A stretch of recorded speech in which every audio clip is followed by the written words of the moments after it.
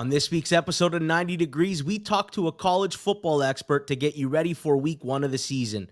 Are Georgia and Alabama going to get derailed by their new quarterbacks? Does USC actually have a chance to win? And how to create power ratings for 133 teams? That and more on today's episode of 90 Degrees. Welcome to the 90 Degrees podcast. I'm your host, G-Stack George, and I'm excited. Usually I'm talking pro football. I don't do much of college football, but I'm going to be talking to a guest who is an expert in the field. I've got Kelley Ford from thelines.com joining me today. Kelley, thanks for joining me.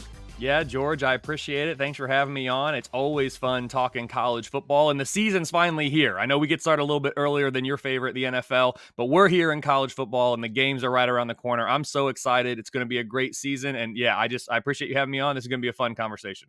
Yeah, absolutely. Like it's week one and everybody's getting all excited.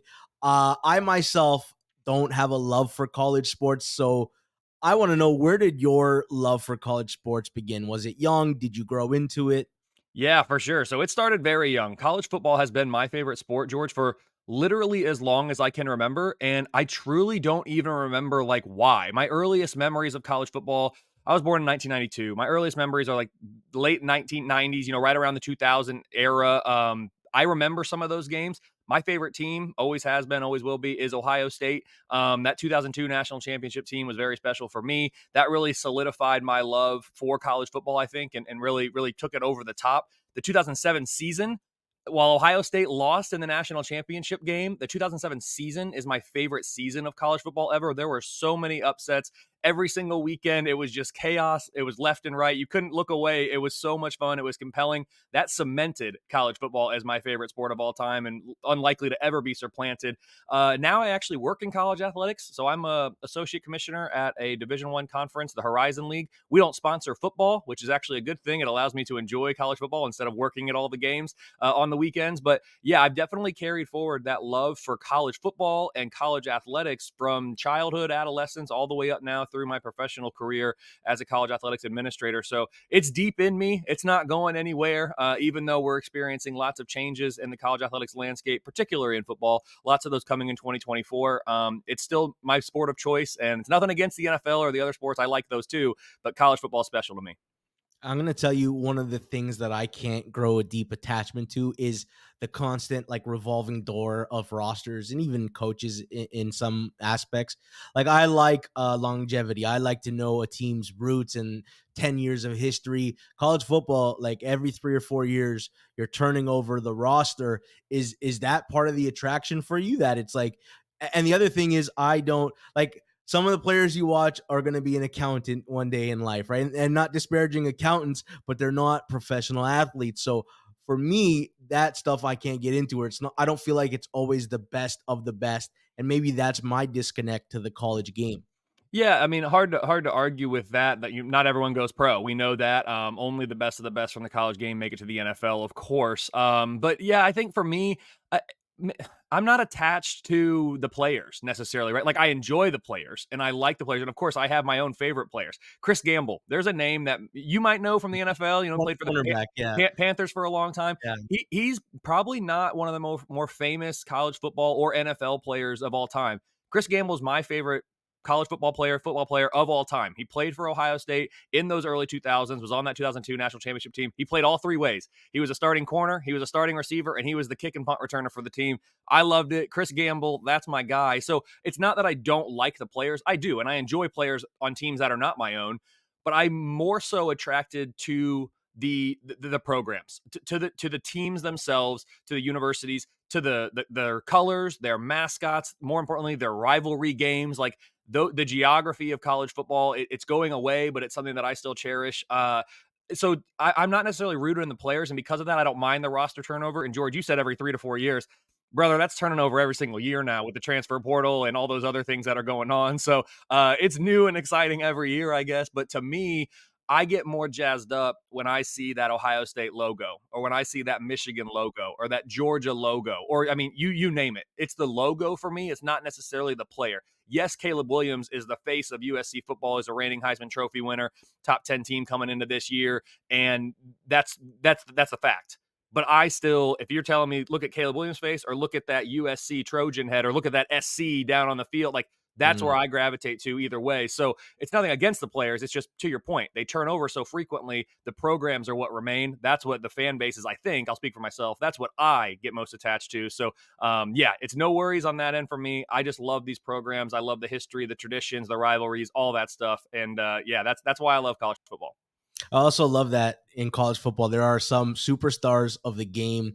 They may never end up in the NFL and have success, like Johnny Football. I'm a Texas A&M fan. I Hmm. love Taj Boyd from Clemson. Like these Yeah. guys were very good. They didn't end up being very good in the NFL, but they're when you think of the all-time greatest college players, Johnny Manziel's got to be in that list, right? The guy who knocks off Alabama, plays with a little bit of magic. I want to talk to you about the other aspect of college football and how large it is. There are so many teams and so many divisions. You build out power ratings for each college team. And before we get into that difficulty of doing that for so many teams, am I safe to assume you do you carry stuff over from the year before? Otherwise, I feel it'd be tedious to build it up from the ground up. Yeah, you definitely carry things over. At least I do in my model. So in the preseason, we're looking at three main components. You're looking at returning production. So that's who's coming back. We talked about transfer portal and all that stuff. It makes it harder to track that stuff, but returning production is the biggest component. Recent recruiting. So how well have you recruited over the last 4 years? Weighted more recently, more heavily to replace that talent that you're losing, that production that you're losing, and then also your recent K Ford ratings. So how has your program graded out on a power rating scale over the last 4 years? Overall on average, again weighted the most recent years more heavily. So yes, in the preseason, that's all we have, of course, is the data from previous years that's helping inform the numbers for this upcoming season. Now you can prove empirically through tests, back testing, and research that's out there, preseason priors do help improve. They are predictable. They do, or predictive, excuse me. They do help improve the accuracy of power ratings when you incorporate them. So, of course, right now that's all we have. Once we get into the season, we'll phase out the preseason prior component and we will replace it with in-season data. But yes, especially this time of year, you're definitely looking at prior years things. Most last year is most heavily weighted, of course, but you're going back even a few years to the fact that even the 2020 season, which is that COVID disrupted year, that data is still in there. I've tampered that down a bit based on what we know about that data, but it is still technically in the data set and still affecting the 2023 ratings just barely, and it will for one more year. But again, it's going to be almost negligible by the time we get to this stage next year because of being 4 years removed. And so that's already weighted lowly. And then also the further tamping down that I'm doing because we know that data is maybe not the best. So it's like 4 years of data, but it's diminishing as the further it gets away from where we are. Like coaching is huge, right? Like when Lincoln Riley goes from Oklahoma to USC, even if the rosters mostly stay the same, like asides from Caleb Williams, Lincoln Riley's going to elevate a lot of the guys on the roster at USC, and Oklahoma's probably going to get dragged down. Or even Chip Kelly when he ends up in UCLA. Like I love that roster. I have known about Zach Charbonnet and Greg Dulcich and Dorian Thompson Robinson like before a lot of people because I watched a lot of UCLA, like the late night stuff. The coaching is like most of the magic, right, with college football. Oh man, you're getting me excited talking about Pac-12 after dark. We got one more year of it. I'm going to eat it up. It's great. No, but yeah, coaching is very important in college football. Schemes are very important. The personnel, the different styles of play, all of that. There's such a larger variance in college football in those areas, as well as just overall team strength from top to bottom compared to the NFL. So those things definitely play a factor. They're implicitly included in my model. I am still trying to figure out a way to explicitly account for some of those things. My data set grows every single year, right? With another year's worth of data. And so I have more and more numbers to play with and to back test and to tweak and all those things. I'm still working on a way to explicitly account for that because I agree with you. Coaching staffs, so not just the head coach, but the coaching staffs, they play a big role. And I think we are able to show through the data. I'm not quite there yet, but I think we're going to be able to show through the data that certain coaching staffs, just by the way they're constructed or by their philosophical approach to the game or just the way that they make in-game decisions, they are good for an extra, point 0.3, point 0.4, point 0.5 wins over the course of a season relative to the rest of the coaching staffs that are out there, right? So those are things that are certainly worth considering. They are implicitly baked into the numbers, and I am further trying to evaluate how to adjust accordingly for those factors while maintaining the integrity of the objective nature of the power rating model. Sure. I imagine the transfer portal has made everything more difficult. Like, you take Colorado, forget the fact that they just have Deion Sanders in, like 50 new players in, 50 players out. Like, you must be looking at your number and saying, I've got to adjust pretty fast when I get real data in, because it's almost damn near impossible to power rate a team accurately when there's that much turnover and change, right? Yeah, so the transfer portal, the increased usage of it, the new rule or newish rule of the one-time free transfer that now football players are able to take advantage of, as well as the extra COVID year of eligibility. So everyone who played during the COVID year, that didn't count, so they still get 4 more years outside of that.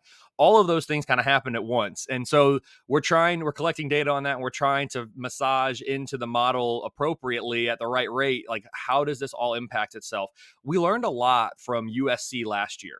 Lincoln Riley turned over quite a bit of that USC roster in year one for him. So I was too low on USC coming into last year because I wasn't quite sure all those pieces were going to fit together. The narrative was, this isn't a video game. You can't just plug and play these pieces. It's not Xbox. You can't just throw all the talent in the world on a roster and it's going to mesh. Well, on offense, it actually did for USC. Defense, maybe not so much. They're still working on that. And they had a lot of turnover luck last year. So that has to be considered with USC as well. You mentioned Colorado. They've taken that USC model and they've taken it times 10. I mean, this Yeah. is, we haven't seen anything like this ever, let alone since I've been doing the ratings ever. We've never seen this in college football with this much turnover in 1 year. So yes, I am taking a wait and see approach, but you're trying to thread that needle. Everyone has to start somewhere. And so you have to have some rating for Colorado. They're going to be improved from last year's team. If I look at my Big 12 realistic expectations and go to the Colorado tab, last year, Colorado finished the year power rated for me number 125 out of 131 teams at FBS. This year we have 133, and I have Colorado power rated number 99. So they're going to be better, but I'm still only projecting on average 2.9 wins for Colorado this year. A 60% chance to win 3+, only a 3% chance to go bowling. These are the kind of things that I can derive using my numbers and use as talking points for conversations like this. The point on Colorado is I think they're going to be better. I think the future could be good for Deion and that program. Again, they're going to transition back to the Big 12 in 2024. So lots changing there on that front too. But year one, they're not going to win as much as maybe some national fans or media might think because of all the excitement. They're going to win more than they did last year, I think. They only won one game last year. So I've got a 86% chance that they exceed that win total. But let's pump the brakes on it. And early in the winter and in the summer, there was a lot of talk about, Colorado had the sixth most money on them, or sixth most bets, not most money, sixth most bets to make or to win the national championship game, to make the CFP, to win the Pac-12. Like, guys, they're not doing any of that in year one. They're probably not even going bowling, but just let's see improvement and get going in the right direction, because this program's been in a bad spot the last couple of years. Are you surprised Deion Sanders jumped on this job? I thought if he waited long enough for a couple more years, something bigger might have presented himself. Or you just said you get a big job, jump on it and go for it. Yeah, every situation's different, and I don't know Deion Sanders, obviously, so I don't know what his thought process is. Going from FCS Jackson State to now a Power Five program in Colorado, when they were positioned in the Pac-12, they were kind of at one standing within the conference. Now they're going to the new look Big 12, and you could say they're in a different standing. So I think it's still good. Colorado has some good history. I mean, the early 1990s, and there are some good times in Colorado's history. The rivalry with Nebraska, when both of them were national powers. They just haven't had a lot of success recently. If I look at the last 10 years, the last decade, K Ford ratings, they finished number 15 in the power ratings in 2016. It was a phenomenal year. They won the Pac-12 South that year, I think, and went to the Pac-12 championship game. It was a great year. Outside of that year where they finished 15th in my power ratings, the last 10 years, they've never finished higher than 68th. This is a program that needs a shot in the arm. I think Deion can certainly do that. Could he have waited and got a quote better job or a different job? Maybe. But also, if you go to Colorado and you turn it around and you're doing a good job there, a quote better or bigger job is going to find you there too. I mean, this is Deion Sanders. He's a legend in both college football at Florida State and then also in the NFL. Of course, he's a big personality. You see him on the commercials and all this. So prime time, like he's gonna he's going to bring all that with him. If he does well at Colorado, he can either stay there and it'll be his choice. He can stay there and keep building them up, or he can go somewhere else. So it's hard for me to really comment on that too much, but I'm excited to see what he can do at that level. He was playing with a big talent advantage at Jackson State, and that's to his credit because he brought that talent in. But Recruiting power, yeah. exactly. But now it's a little bit more even, or I mean, he's going to be at a talent disadvantage in almost every game this year. So we'll see how it goes. But I think long term, I think he can turn that around. Hey, I want to tell you about Pinnacle. Pinnacle is the world's sharpest sports book and available to bettors in Ontario. Find out what professional bettors have known for the last 25 years. 25 years of competitive odds, your trusted sports book. Bet smart, bet Pinnacle. Must be 19 plus in Ontario. Please play responsibly. Not available in the US. Now back to the show. All right. Let's talk about your power ratings. And I'm gonna assume that it's a very difficult to watch every single college football game during the week. So a lot of it relies on data set, right? I know in the NFL, there's lots of places to scrape data from. Like there's a lot of different sites. When I was playing the XFL, it like literally had to pull up every box score and manually transfer over the data. Nobody wanted to filter it. How easy is it to scrape data in college football? Is it readily available?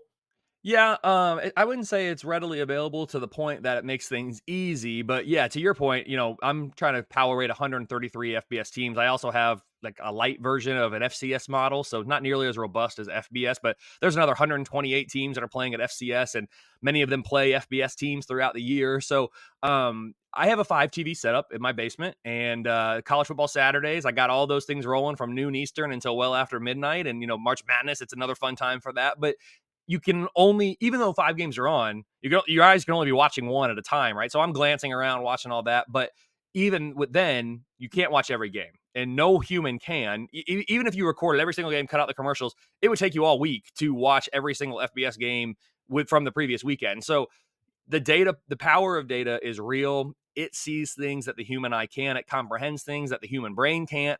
And so the power of data is real. It's difficult sometimes to get the right information that you need or that you want for your model, especially to then present it in the right way, make it usable for you. But there are resources out there. I mean, collegefootballdata.com is one that has some good college football data for people that are wanting to get out there and try it out. Sports Reference has a bunch of college football data on different teams and players and all that stuff. There are also paid services out there. None of them are paying me to say their name, so I won't. But there are paid services out there that you can go get college football data, and they can customize it for you in the way that that works for you and what you're trying to do and accomplish if you're trying to power rate teams, or if you're just curious and playing around with data sets. So yes, the data's out there. You can get it. It's still not probably as readily available or as clean, I guess is a way to say it, as I would like. But we make it work, and we definitely spend the model runs. We're scraping and running kind of continuously all night, Saturday into Sunday morning, so that we can get the power ratings up and running for the new release on Sunday morning. But it's an automated process at this point. I don't know how you would do it if it wasn't, because again, it would just take too much time. You need an army Yeah. of interns, which certainly I don't have. But yeah, it's a process, but it's fun. All right, here's my question with the data skew then, because the difference between the best team in NFL and the worst team in the NFL is like 17 points. Like if you're gonna pick a spread on it, it's a nothing difference compared to college where you have spreads that are like 49 and 52 points. When a team is playing a nothing school and they're massive favorites, how much weight does that data have versus playing an opponent that's actually very good? Because I imagine if you put too much weight on that data against really weak teams, it's gonna drag down. It's gonna skew the numbers maybe in an incorrect way. That's a really good question, George. So, and I just looked at it quickly up on my website, k4ratings.com. All this stuff's on there. The best power rated team right now that I have is Georgia, 28.9 points per game above FBS average. The worst power rated team I have right now, number 133, that's UMass. They're 22.6 points per game below FBS average. If those two teams played on a neutral field, my numbers would favor Georgia by 51.5 points. That's a massive spread, obviously. As we're talking about. I mean, you're talking about greater than a 99% win probability at a spread of that magnitude. So, to your question about what do you do with the games that feature these large mismatches, because you're right, these games do happen, and you also have FBS teams that are playing FCS teams, and so some FCS teams are better than some FBS teams, and you're trying to always figure out where is that equilibrium, what's the difference in the scales that you need to use, and all of that. But we don't have the luxury in college football to ignore data. We only have 12 regular season games, so our sample size is incredibly small. This isn't baseball. With 162 games in the regular season of baseball, the best team, if you have a good process and you have good players, the best teams will rise to the top. That's why you typically see the best teams make the playoffs in baseball. They don't always win the World Series, but that's because you've taken a 162 game season and distilled it down in some cases to a one game like wild card play-in and then a best of 7 series or whatever. And so now you've decreased the sample size way down and you get that random that variance and you get unpredictable outcomes. But for college football, we get that from the jump. There's only 12 games. And so the way that I kind of talk about this is, would I love to see the best teams play each other every single week? Sure, that's fun for fan engagement and everything. But it's also really important that we have non-conference games so that we could have good interconnectivity between the data sets within all of FBS to connect the conferences and kind of create that hierarchical rank of conferences against each other. We can't ignore data in any game, but what we can do is adjust for opponents, and that's just as much an art as it is a science, which makes my science brain go haywire sometimes. But you're trying to do that the best you can. But what we can do for those games, and really any game, is the model has an expectation. So the model is saying, okay, Georgia, and I won't use Georgia versus UMass. Let me use Georgia versus Washington. Okay, so Georgia power rated 28.9, Washington power rated 12.9.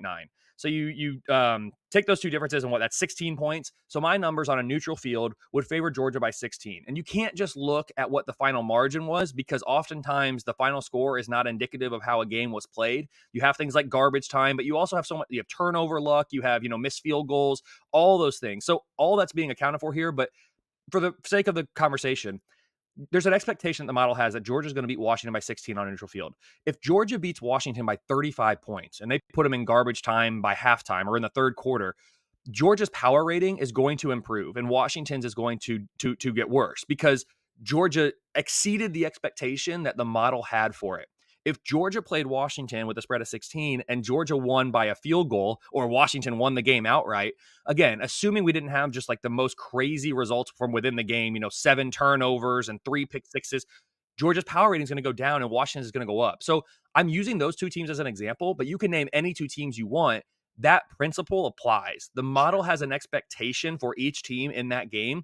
If you exceed the expectation, it is likely that the model is going to improve your power rating. If you fall short of the expectation, it's likely the model is going to decrease your power rating. And if you are right around that expectation, both teams or either team, then it is likely that your power rating is going to stay the same in that week. But the farther we get into the season, the more that in-season data matters and the less that preseason data matters. And so that's all those things are converging and happening at the same time simultaneously. And so there's a lot happening behind the scenes, kind of swirling around with the model. But ultimately what spits out there at the end is a power rating for every team. And that's what we roll with.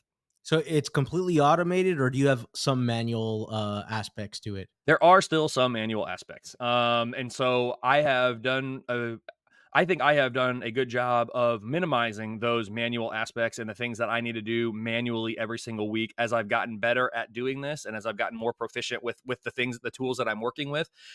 It's majority automated now, and it's a good thing. It has to be because you wouldn't be able to do it all manually, like I said. But there are still some things about my process that are manual, and I actually don't mind that because I'm in a groove, right? I know what I'm doing, I know where to look, and if something doesn't feel right, there are kind of checkpoints, if you will, for me along the way to make sure that everything's kind of passing the sniff test. Because if it's fully automated and something spits out at the end, and I say, "Oh, that doesn't look right," now I have to go back and check every single step through the process. And there are hundreds and hundreds of steps. So by having these checkpoints with the manual inputs or the manual checks, I'm able to see, okay, wait, hold on. Something's not right here, but it was right at the last checkpoint. I need to go back and check the last 10 steps to see where this disconnect is happening. So it saves me time actually in a way by having some manual checkpoints, but certainly we automate a lot of it.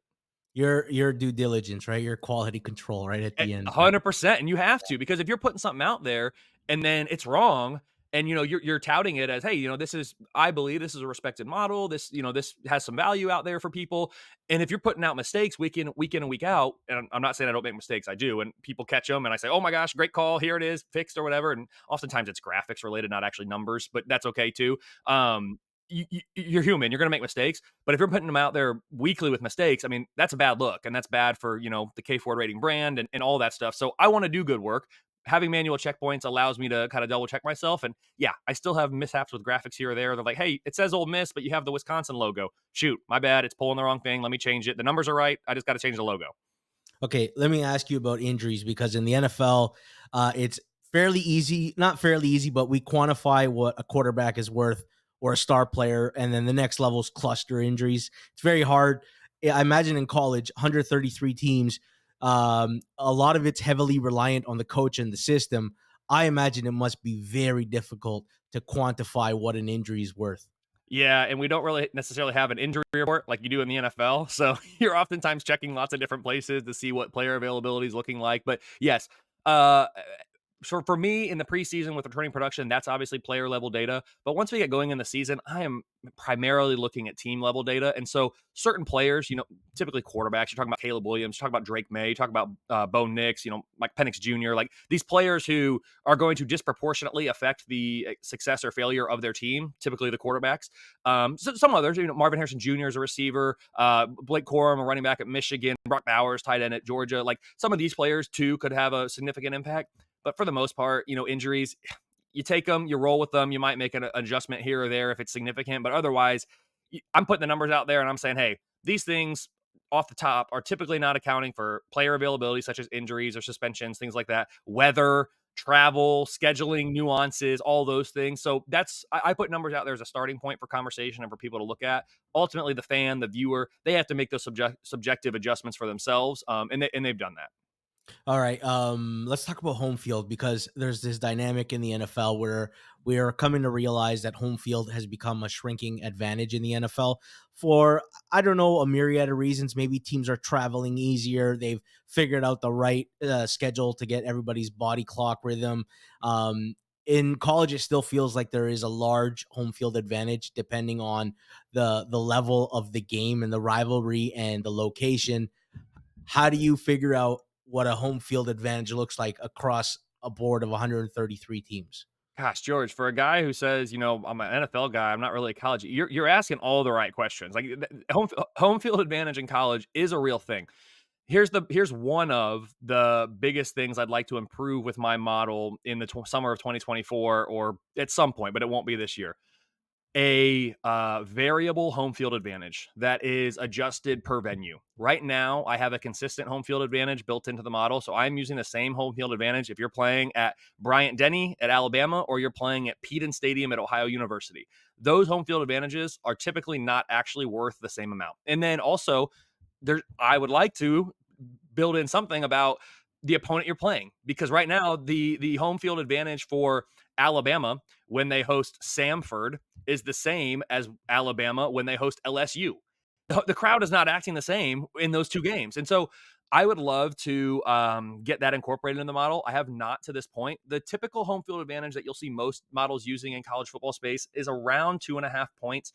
You are seeing it trending a little bit lower. I will say my number that I'm using this year is slightly lower than 2.5 points, still more than two, but that kind of 2.5 range is what we're looking at on home field for the most part. But you're right, to the best models out there, the ones that are really going to nail down on the details of a game and the aspects of it, they're going to have a variable home field advantage per venue, and they're going to have a variable home field advantage within the venue depending on the opponent. So I would love to see that incorporated. You've hit on two things I'd love to incorporate: the coaching staff factors and the home field advantage. Trust me, George, I've got a list. I have a running list of how to improve the model, ideas that I have.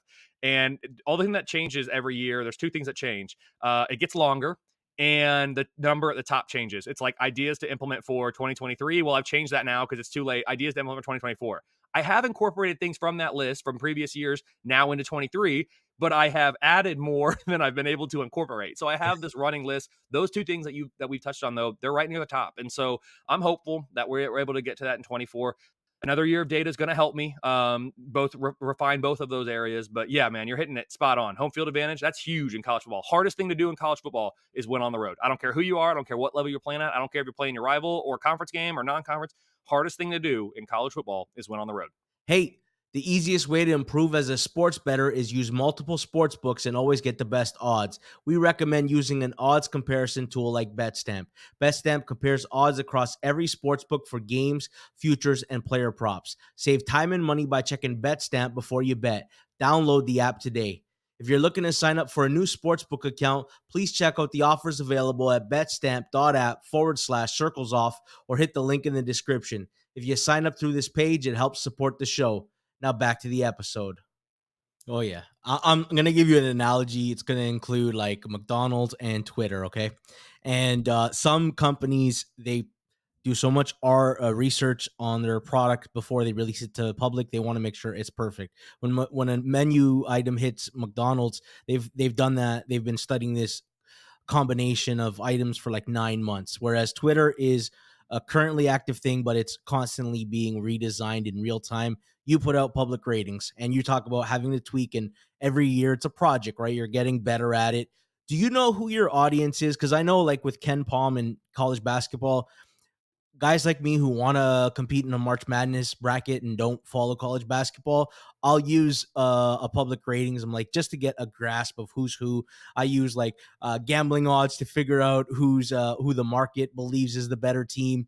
My producer is the one who told me, hey, I'd really like you to interview Kelley because me and my buddies use his ratings when we're betting college football. Do you know who your audience is? Do you think it's mostly bettors, or do you think it's also college football fans?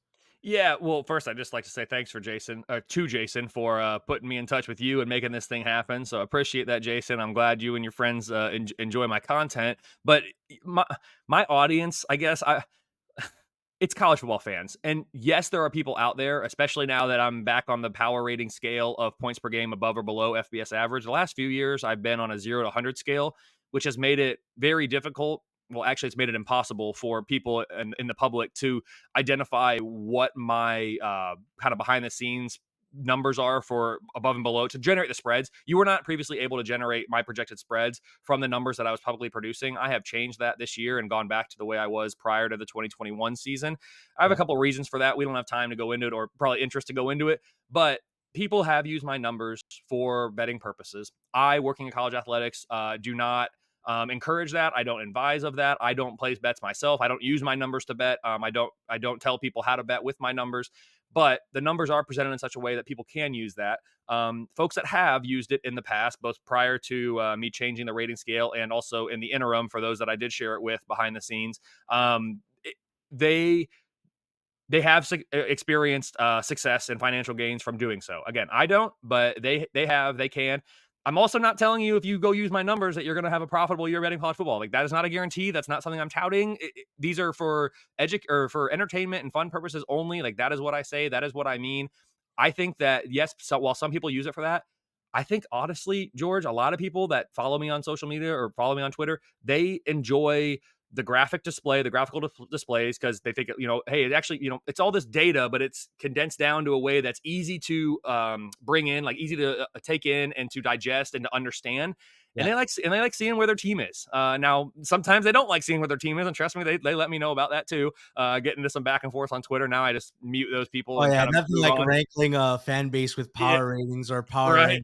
Yeah. Right. Yeah. So I get into that for sure a little bit, but I try not to engage in that stuff. But I really think most people that are following me, yeah, there's some gambling types. Most people that are following me, they love college football like I do. They love their team like I do, and they want to see how their team stacks up, against the national contenders. They want to see how it stacks up within their conference. They want to see what's Kelley's numbers, what does Kelley's model say about my team's prospects of going bowling this year or of winning our conference or of winning 10 games. All of those things can be derived from my numbers. I think people they enjoy it for the most part. Those that are following, they don't always agree, and that's okay. I don't always agree with the numbers. K Ford ratings the model puts out objective numbers. Kelley Ford, the college football fan, looks at those and sometimes says, you know what, like I don't know. I got Georgia number one. I'm not sure. I am sure Georgia is number one, but an example could be other things like that. Like, hey, I'm trying to think, Arkansas, or no, here's a good one. South Carolina. I got South Carolina power rated 36, projected 6.9, or no, sorry, 6.9 points above FBS average is what they are. I'm projecting for South Carolina this year, just as I look at them here, Give me 1 second. South Carolina. I am projecting 3.3 conference wins for the Gamecocks, but overall, I'm projecting 5.8. So there's only a 57% chance by my numbers that South Carolina goes bowling. They have a top five most difficult schedule, so that's certainly part of it. But South Carolina recently has been a program that they have these intangibles about them. They have these synergies. They're kind of moving in the right direction. The model can't capture all that. So while I have South Carolina power rated 36, are they better than the 36th best team in the country? Probably. Now watch, I've said that, and now they'll have a terrible year. But subjectivity can come in from the viewer, and I'm a viewer too. So I look at the numbers. I say, okay, where do I agree? Where do I disagree? And I think that's what most of the people on social media do. But yeah, it's been fun. That's why I'm there. I'm there to talk about college football, talk through the lens of numbers, and just see what we can do and see what we can figure out about these teams.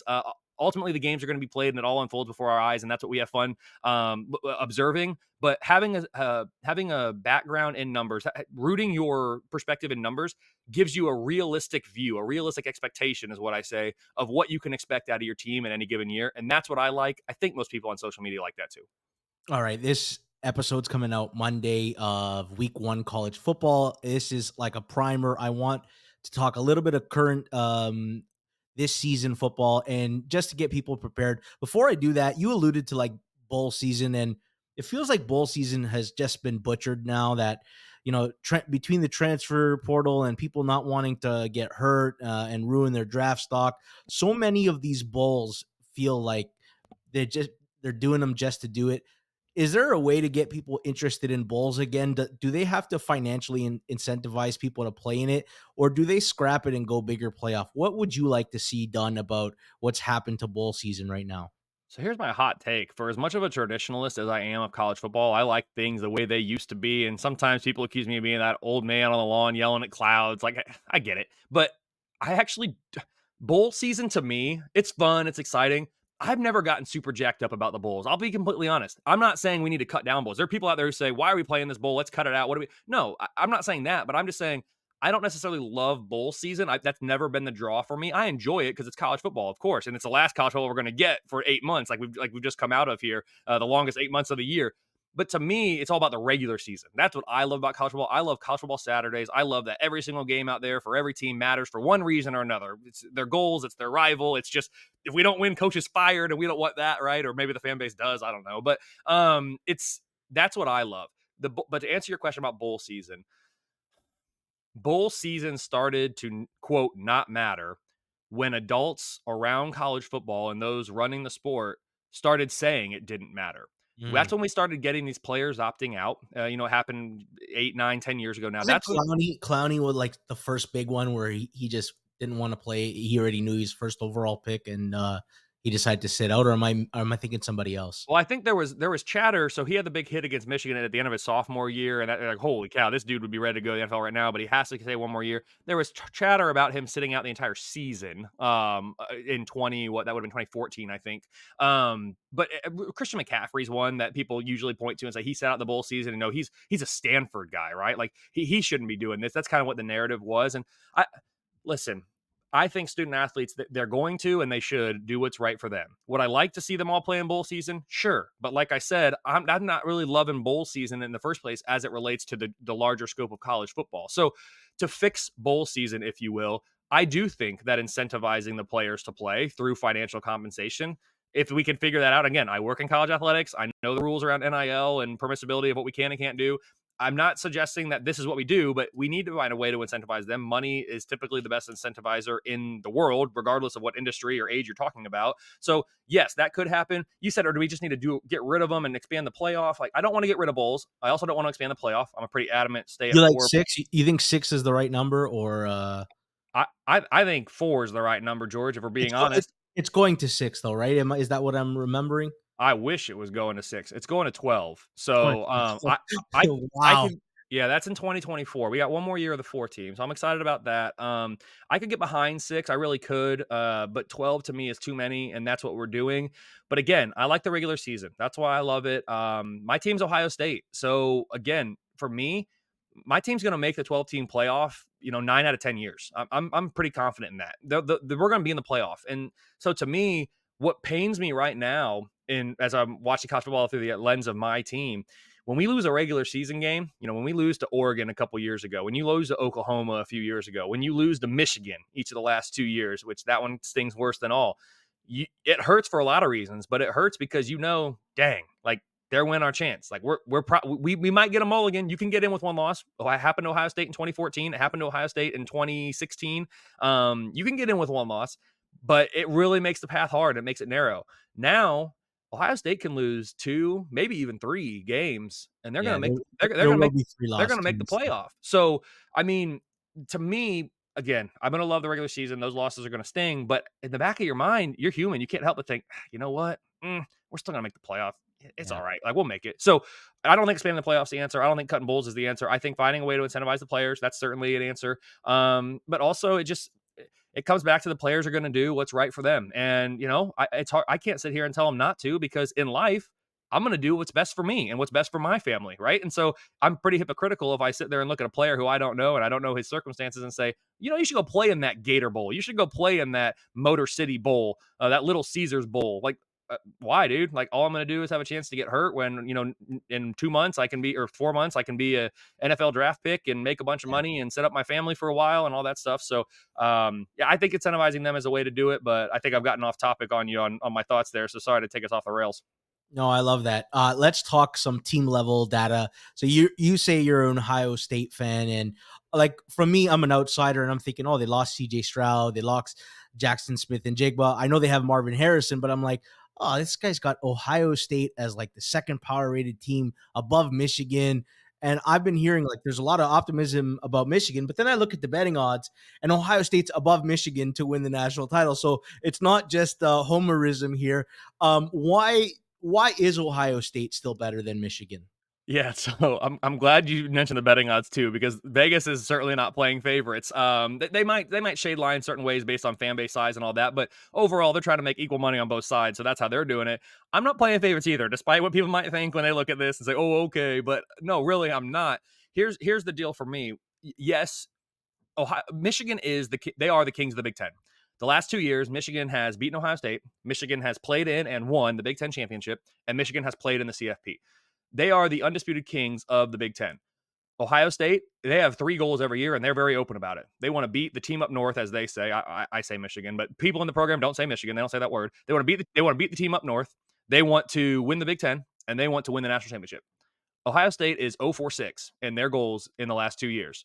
That stings. That hurts. And that hurts fans. That hurts the players. It hurts the coaches. Hurts the students at the school. Like, it hurts everybody. So they're coming back. They're going to be excited. Yes, they lost CJ Stroud. At the time of this recording, maybe by the time it's published, they will have named a starter. At the time of recording, I don't believe they have named a starter yet in that quarterback race just yet. But the reason that I still have Ohio State power rated ahead of Michigan, despite all those things I just said, those are all historical achievements on the field, which Michigan should be proud of and should get credit for, and rightly so, should be called right now the kings of the Big Ten. But I'm not looking at those things when I'm doing power ratings, because I'm looking forward. I'm trying to project into this year. My numbers, when you look at the 3 things that my numbers incorporate in the preseason, as I talked about earlier, it's returning production, which actually Michigan does have the advantage there. It's recent recruiting, which Ohio State has the advantage there. And it's recent K Ford rating, which again, Ohio State has the advantage there. So those things aren't equally weighted, but on the aggregate, Ohio State is coming out on top of Michigan in that head-to-head comparison. Michigan's still coming out number 4 nationally. This is a very, very good football team, in which I have them as underdogs in only one game, and that is to Ohio State in the final game of the regular season. So, and that game's at Michigan, so that could be a difference maker too in this, even though Michigan won in Columbus last year. So that's why, is because it's very straightforward in the preseason. Look at the data that I'm putting into the preseason model, and that is what you see, and that is a consistently applied across all 133 teams. Once we get going in the season, if Michigan starts exceeding expectations and Ohio State starts falling short of expectations that the model has for them in each of those games, as I talked about earlier, then Michigan will certainly pass Ohio State in the power ratings and become a favorite. And even if they don't pass Ohio State in the power ratings, all they have to do is close the gap enough to the point that the home field advantage kicks in, and maybe that's the bump that they're able to. Well, it's always kicked in. They need to close the gap enough so that the home field advantage can then overcome the difference in power rating and make Michigan a home favorite for me in that game. But right now, I have Ohio State with a 24% chance to go 12-0. I have Michigan with an 11% chance to go 12-0. Each of these two teams are in my top 4 most likely to make the CFP. Ohio State, I have a 53% chance. Michigan, I have a 36% chance to make the CFP. So that game at the end of the year, that's obviously going to be a big one. It always is. Can both teams get to that game undefeated? They haven't been able to in recent years. I'm thinking back. I think the only time they've ever been both undefeated in that game might be 2006. No, that's when they were 1-2. I think the most recent time they were both undefeated, though, in that game was 2006 when they were 1-2, which is the only time in series history, I believe, that they had those rankings coming into the year Mm. or coming into the game. Well, it's not just you. Pinnacle, the world's sharpest sports book, has them as the third and fourth best chances to win the national title.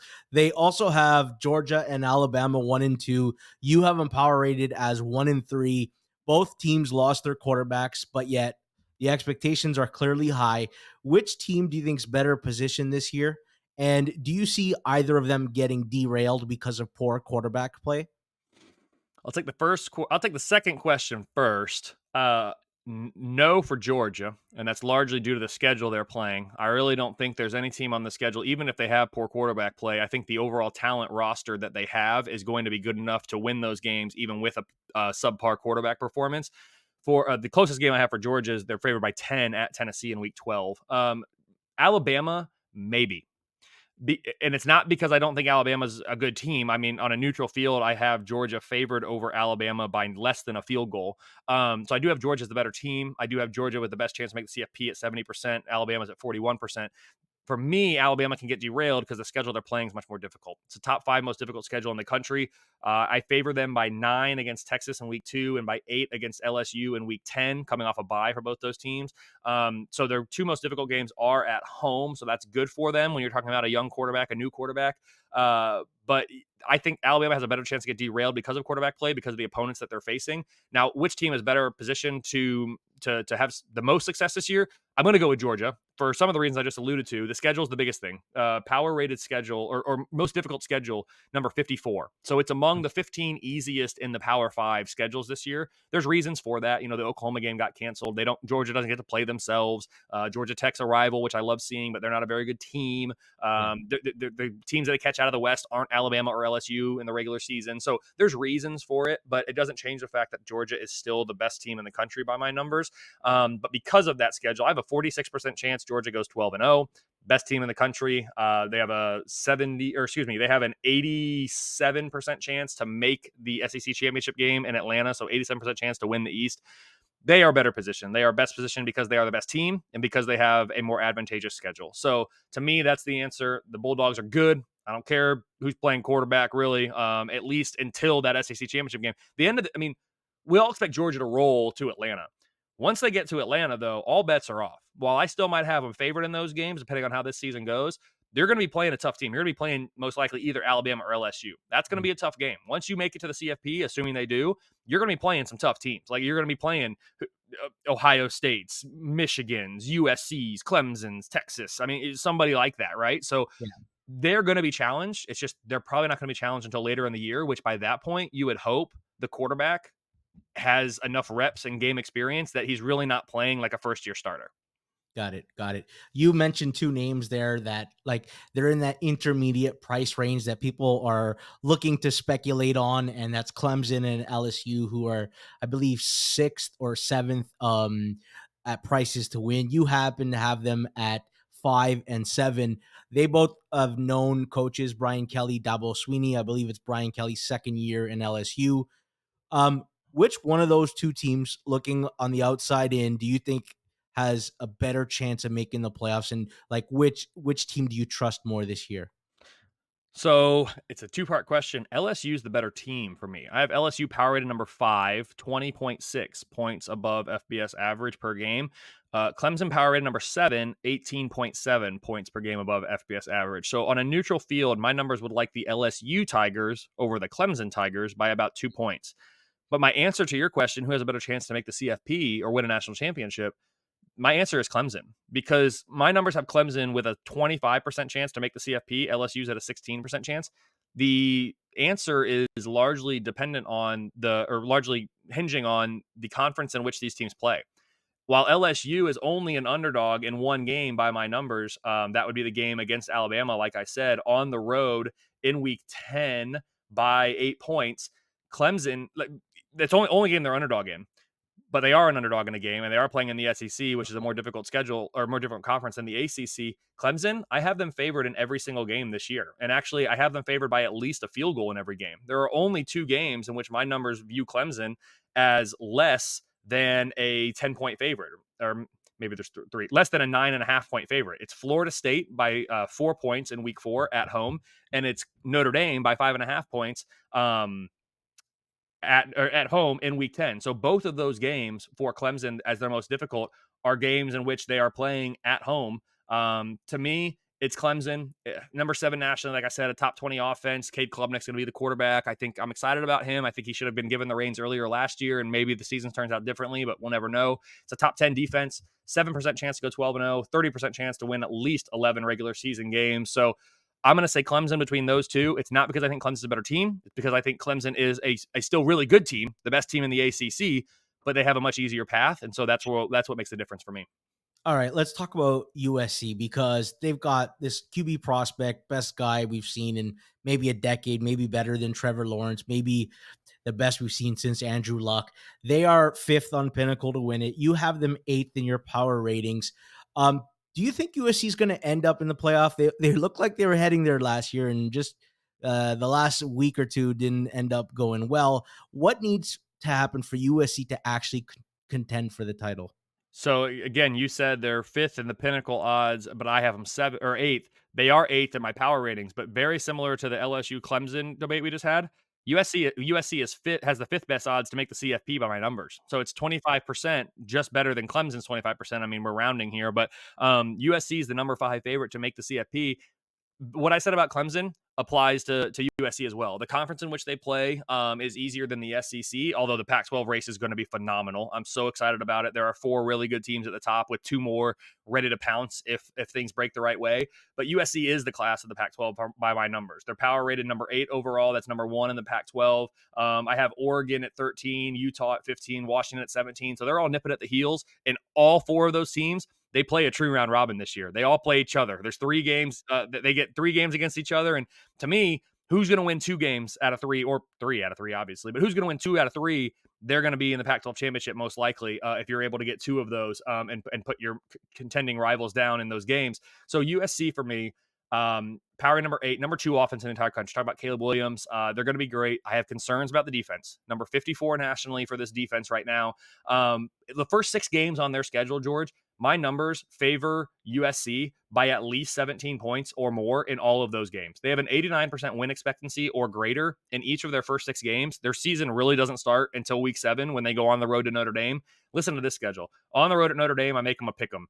Next week, you're home to Utah. I like you by 6.5. The next week, a tricky game because it's a sandwich game. You're on the road at Cal. I like you by 14.5. Next week, Washington comes to town. I favor you by 8. The next week, you go to Oregon. I like you by 1.5. And the final week, you get your rivalry game against UCLA at home. I like you by 13. So they have a 6-week stretch at Notre Dame, home to Utah. Those are 2 top 15 teams. At Cal, which could be tricky because you're welcoming in Washington the next week, who's a top 20 team.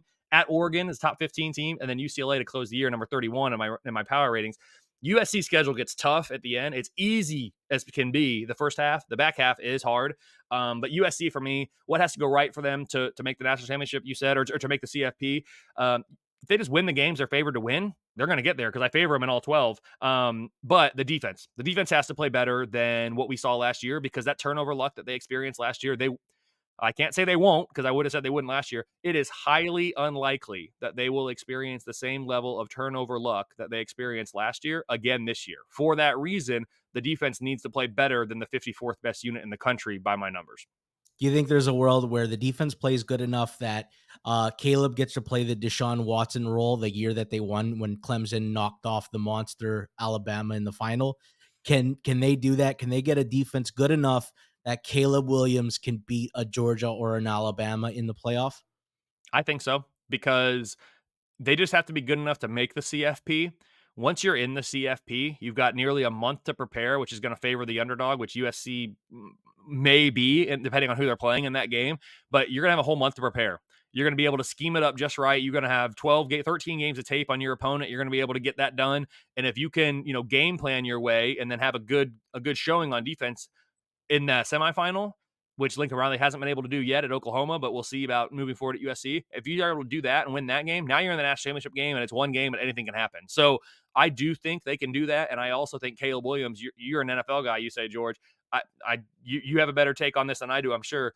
For me, Caleb Williams is the best quarterback prospect out of college we've seen since Trevor Lawrence, who Trevor Lawrence was the best we'd seen, in my opinion, since Andrew Luck. So, I mean, I'm going all the way back to Andrew Luck, and I'm a Mhm. Colts fan, right? So I know what that was all about, but we're going back, over 10 years. I think Caleb Williams is probably the third best quarterback prospect, in my opinion, and I'm not an expert, in my opinion, in the last decade. So I think he does have that talent, that transcendent talent. And if the defense can get it sorted out, they could win a national championship in Southern Cal this year. That's for sure.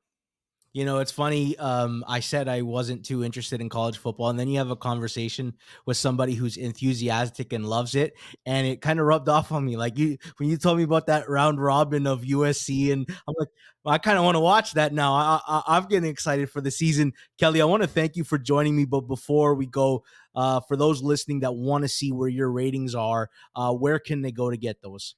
Yeah, for sure. I really appreciate it, George. This has been great. You can find me on Twitter or X at KFord Ratings. You can find me on my website, kfordrating.com.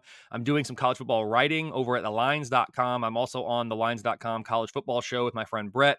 I am on Calculated Risk, which is a podcast with a video component with my friend Tyler. That's for Saturday Glory. And then I also, with my friend Zach, do the We Hate Your Team podcast. That's a part of VSN Collegiate Network. So you can find me a lot of different places, but KFord Ratings on Twitter and kfordrating.com, the website, are your two best bets. Kelley, thanks so much for joining me. Thanks, George. That's it for me. Another edition of 90 Degrees is in the books. I want to thank my guest, Kelley Ford from thelines.com, the sponsors of this podcast, Pinnacle and BetStamp, and my producer, Jason Cooper. Thanks for listening. Do me a favor before you go. Like the content, subscribe, share, and comment. We'll be back next week with another guest on the 90 Degrees podcast, where we take an inside look into the sports betting industry. That's it for me. Hope you enjoyed. Until next time.